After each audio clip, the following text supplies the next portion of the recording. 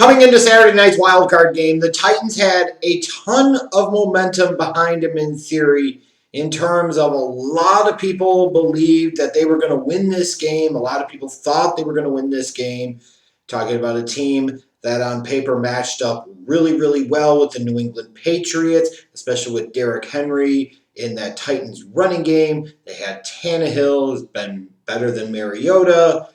You're talking about a Titans team that the last time they did play the Patriots was in the 2018 season. It was in Tennessee, granted, but they beat the brakes off of them, 34-10, if I remember correctly. So you look at this Titans team, even though they came in the back door through the last wild card spot, a lot of people believed in them. And I don't want to say that I didn't believe in them either. It was a lot of reasons to look at this Titans team and say, hey, you know what? They could go in to Gillette Stadium and get this done. They match up really well against them.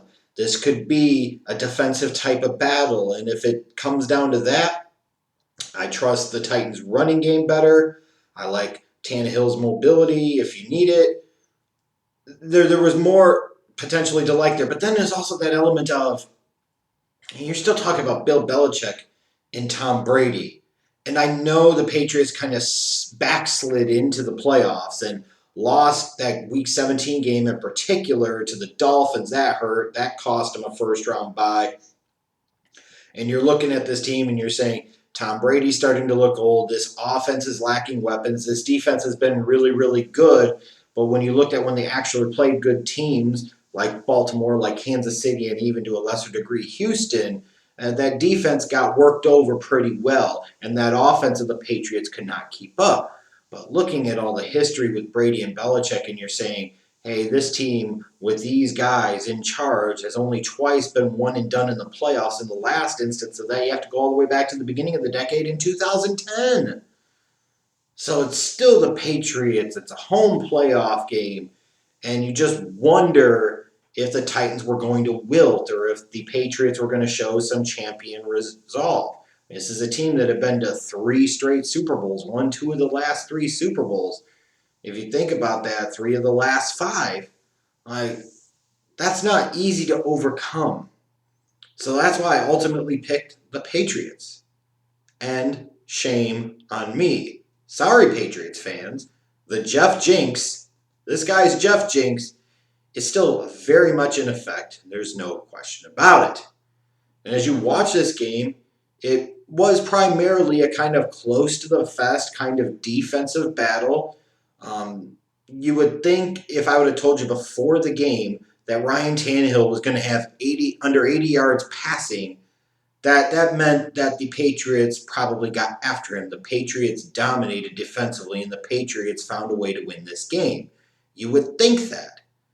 But the problem is that ineffective as Ryan Tannehill was, even though he did have a touchdown pass, he really didn't do much else the whole game in the passing game. Stephon Gilmore was dominant, You look at that offense of the Titans and you say, okay, well, what happened? Derrick Henry happened. Derrick Henry with the 34 carries. Derrick Henry with the over 180 yards. Derrick Henry with the touchdown. You look at that and you say, oh, you give up that many yards on the ground in the playoffs, it's going to be really, really, really hard to find a way to win. It is. Because when you talk about beating a team through the air in the playoffs, that's one thing. But when you can crank it up and pound it down their throat over and over and over again and basically set and dictate the tempo and impose your will, that can be very demoralizing and debilitating to an opposing defense. And you look throughout history, you see so many times teams that have the running back that had the big game tend to win in the playoffs. That tends to hold true. But even in that case, and even when you look at this Patriots team and you say, what went wrong? Well, obviously, the number one guy they had to stop was Derrick Henry, and they just could not do so. That's what was stunning to me about this, was you had to have confidence that you were going to be able to contain an A.J. Brown. Maybe that's Stephon Gilmore on him some, but some of that maybe is your rolling coverage to him if he's lining up in the slot and so forth.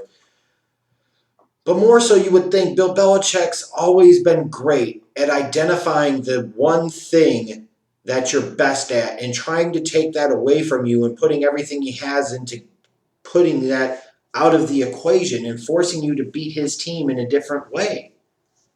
But he couldn't do that. His defense couldn't do that. And this defense that had been so good the majority of the year, when they came up against another good team, they fell short. And even with that, you're still talking about a situation here where the Patriots were only down a point late in the game. You know, you talk about not going for it and so forth and da da da da da. But fourth quarter, you only need a field goal to win. You certainly would like your chances in that type of environment, especially if Tom Brady is your quarterback. But the problem is, when you're the Patriots and you got a first-round pick in Sony Michel who doesn't do a lot on the ground. He had one 25-yard run, and then the rest of the time he was highly ineffective, especially on that monstrous goal line stand for the Titans. And that truly was a monstrous goal line stand. It almost felt like, even though there was a lot more game to play, that goal line stand was the moment that the Titans won that game. Because even when you look at this game being 14-13, you just never really felt like, even though you should have, that the Patriots are going to come back and win this game. And you look at what Tom Brady's performance, it wasn't anything special. I don't know that he was terrible, but the Titans were affecting him a little bit, and the lack of talent at the skill positions around him clearly showed. Like, two of his top three receivers were running backs, so it was a lot of dump-offs and checkdowns. Julian Edelman, 3 catches for 30 yards. First-round pick N'Keal Harry was a non-factor.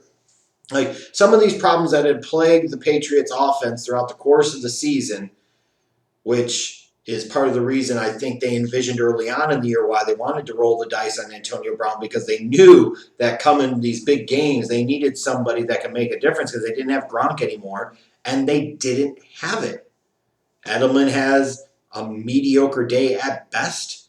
Nobody else really steps up. You're dumping it off to a bunch of running backs. Eventually, a good defense like what the Titans have is going to figure it out. And it kind of continues the streak of former assistants square up, head up against Bill Belichick, doing well against him. It was really crazy there at the end. You know, Brett Kern hit that huge punt that pinned the Patriots down at the 1-yard line, and Tom Brady throws it. I mean, for God's sakes, one of his weapons that he has to throw to is freaking Benjamin Watson, who was a part of that 2004 draft class with Vince Wilfork. 2004! He was there when the Patriots won their 3rd Super Bowl 15 years ago. And yet here he is, one of the featured weapons, one of the featured options in this passing game. They traded a 2nd-round pick for Mohamed Sanu. Why, I don't know. That looks really, really bad, and he was absolutely a non-factor as well. But here's Tom Brady, end of the game, sitting there with 25, whatever the hell seconds it was left, or less than that. Excuse me, it was less than that. And then there's the pick 6. And you're like, damn, that's it. That's a wrap. And the New England Patriots lose. Which brings up the questions about, is this the end of it all? Is this the end of the dynasty? Is Tom Brady set to retire? His contract is up. Can't like what you see on that Patriots offense. Are the Patriots ready and eager to move on? Like, this felt like the kind of game that if you were looking for a dynasty to end, this would be the type of game you would point to and say, you know what, it's been an incredible ride, but it is time. I don't know what's going to happen yet. Nobody knows what's going to happen yet. I'm not even sure that Tom Brady knows what's going to happen yet, most importantly. So that'll be all determined in due time. So a lot of people, I know, are excited because the Patriots lost. It's fun to hate them, and I get that. They've been good for so long. They've got Belichick, who's not the most likable guy. Brady's kind of supplanted Manning to a lesser degree in terms of the media ball washing. So believe me, I totally get it. But, you know, the Titans move on, and that's awesome, and that's great for them. But I caution everybody on this. It's not every day you get to experience and see and witness true greatness. And sometimes we can take that for granted, and sometimes we can resent it, and sometimes we can grow tired of it. But I promise you, someday down the road, you're going to wish those times were still there. I used to hate the Bad Boys Pistons with a passion. And it felt so good when the Bulls finally swept him in the 91 Eastern Conference Finals. But by God, wouldn't you know, I miss the bad boy style of play like the plague when it comes to today's NBA. I used to hate Peyton Manning going all the way back to his irritating ass Tennessee days. Like it was 2 decades of ball washing with this guy. Some of it deserved and some of it ridiculous and some of it done for business reasons and so forth. But even with all of that being said, it used to be fun for me to hate Peyton Manning. Every time there'd be a one and done, every time there was a choke job in the playoffs, and there were plenty of them, I could sit there and talk about it to people I know, or in later years, I could come on the internet, tweet about it, and then do videos about it. By God, that crap was fun. I wish there was an NFL player or an NFL team that I could rally against like I did with Peyton Manning. I miss him. I truly miss him playing in the league. So for all of you that are ready to celebrate and write the epitaph on Tom Brady's career, be careful what you wish for. Because whether you like him or not, you just might realize at some point how much you might miss him. Tom Brady's don't come along every day. Bill Belichick's don't come along every day. And while it might not seem like the best thing to do at the time, especially if you're a fan of certain teams, that's certainly going to be sacrilege for me even suggesting this. But maybe, just maybe, let's not be in too much of a hurry to write him off and want him to be gone. Because if we do, who's going to step up and replace him? The Cowboys?